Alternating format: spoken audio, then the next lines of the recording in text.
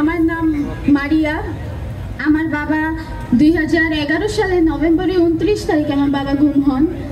আমার বাবা 14 নম্বর কাফরুল থানার বিএনপি যুবদলে ছিলেন।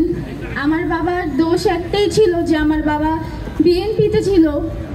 আমার বাবার আর কোনো দোষ ছিল না, আর কারো কোনো দোষ ছিল না।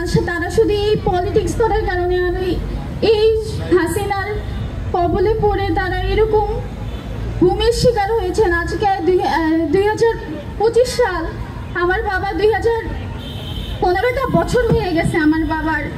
এখন পর্যন্ত আমি আমার বাবার কোনো খোঁজ পাইনি।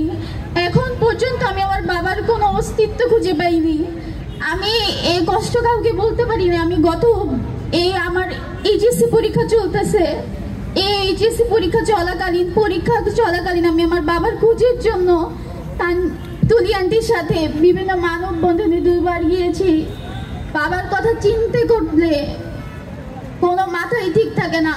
এরকম বাবা হারার যন্ত্রণা যাদের বাবা হারিয়েছে শুধু তারাই বুঝবে।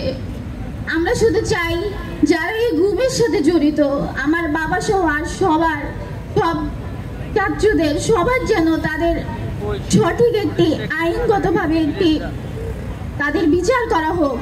আমরা একটাই জিনিস চাই, আমাদের বাবাদেরকে আমরা এখনো খুঁজে পাইনি। আমরা চাই এসব খুনিদের যারা এই গুমের সাথে জড়িত তাদের কঠোরভাবে বিচার হোক, তাদের যেন ওইভাবে কষ্ট দেওয়া হোক যেমন আমাদের বাবাকে দিয়েছে। আর আমরা এইটার সুস্থ বিচার চাই, আমরা জলদি এটার বিচার চাই। 1 বছর ফ্যাসিস্টের দেশ ছেড়ে চলে গেছে, তাও এই বিচারের কোনো রকম কিছু আগায়নি। আমরা চাই এটার যেন সুস্থ বিচার হোক আর জলদি এটার বিচার হোক। আসসালামু আলাইকুম।